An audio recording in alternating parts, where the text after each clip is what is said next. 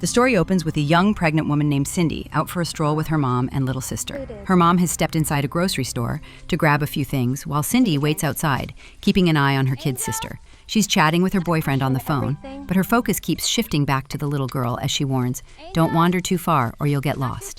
Suddenly, Cindy spots a strange-looking plant bearing odd fruit. Curious, she picks one and takes a bite.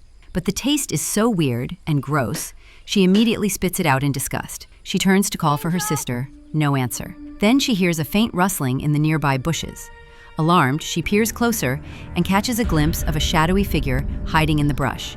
Moments later, a man steps out. He's dressed in military gear, holding a large knife in one hand and carrying a baby bag over his shoulder. Cindy's stomach drops. She instantly realizes he's after her unborn child. Terrified, Cindy hides in the thickets. The man searches for her, but after a while, he gives up and walks off. Cindy cautiously steps out, only to hear her little sister calling her name.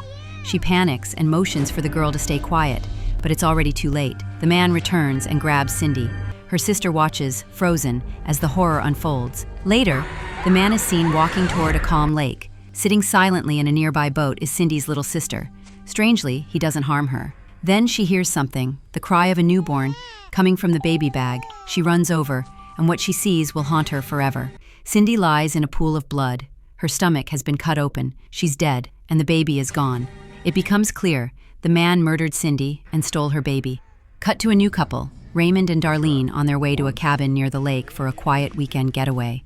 Darlene is also pregnant. Raymond mentions his sister, Martha, will be joining them. On the drive up, a local sheriff pulls them over to check their documents. Darlene recognizes him, and they share a bit of friendly small talk. But when he hears they're headed to that cabin, the one where Cindy was murdered, his mood shifts. He lets them go, but secretly starts tailing them. At the cabin, Martha greets them. Raymond says he has to run a few errands and asks her to look after Darlene. Once inside, Darlene notices the place is a mess, disappointed. "This was the best option?" she asks. Martha chuckles. "Getting a place this cheap by the lake? That's called luck." When Darlene asks where the bathroom is, Martha, "Don't expect anything too clean." On the way, Darlene notices a door labeled, "Do not open." Martha brushes it off, probably the owner's private storage, but something feels off. Darlene also finds it weird that every window has been boarded up. Later, the two women relax by the lake.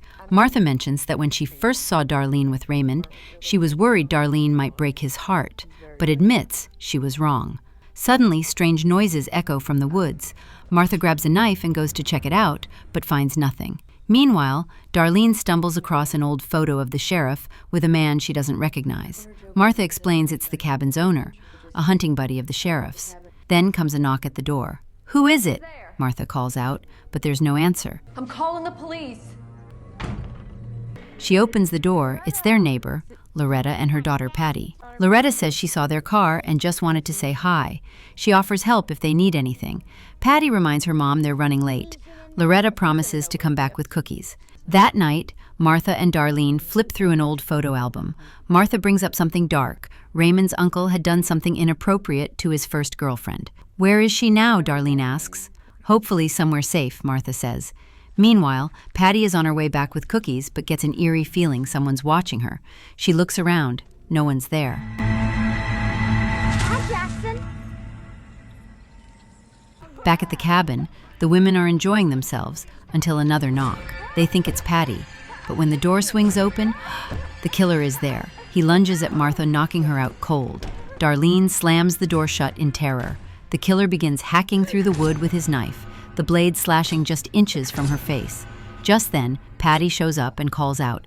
Darlene sees the killer right behind her and yanks Patty inside. Patty asks, "Who was that?"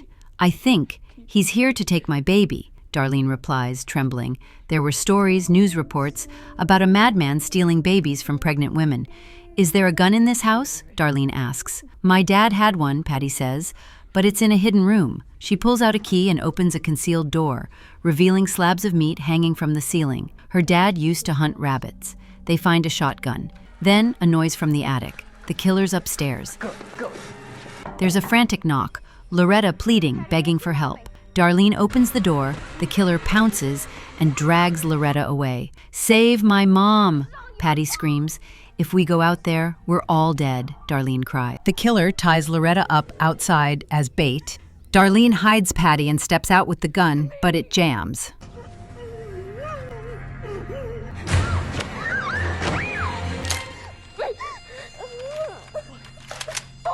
The killer starts torturing Loretta with a noose. Patty runs out and saves her. Darlene follows, but bolts back inside when she sees the killer charging. He captures them again.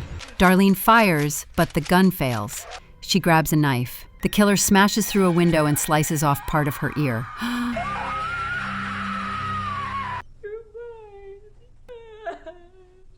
He ties Loretta in front of the car. "Come out, or I'll kill them," he screams. Darlene stabs his hand through the door. Ah! Enraged, he jumps in the car and runs Loretta over. Darlene escapes. Martha regains consciousness and sees the sheriff's car pulling up, but no one's inside. The killer captures Darlene. Martha grabs a knife. Then, the real sheriff stumbles in, injured. Oh! He pulls a gun on the killer. "Let the girl go." The killer complies, but Martha suddenly slits the sheriff's throat. The horrifying truth is revealed. The killer is Raymond. And Martha isn't his sister, she's his wife. They planned this. They want Darlene's baby. Darlene runs, but suddenly goes into labor. She makes it to the car, but Raymond has cut the wires. Another car approaches. A girl stops to help, but Raymond seizes Darlene again. The next morning, Darlene is giving birth. Martha whispers, "You're having the baby, but I'm the real mother now." Darlene cries, "Please, don't take my baby." Martha replies coldly, "I'll name her Martha." After the birth, Raymond returns and beats Darlene brutally. Martha gently holds the baby. "Let's go home," she says. "Your brothers and sisters are waiting." It's clear. They've done this before. Raymond adds, "I didn't kill Darlene, just took her eyes." They drive off with the baby. In the final scene, Patty is seen hiding near the lake, alive, and so is Darlene. The story confronts two extremes of motherhood. One woman willing to do the unthinkable to become a mother, and another who risked everything to protect her child.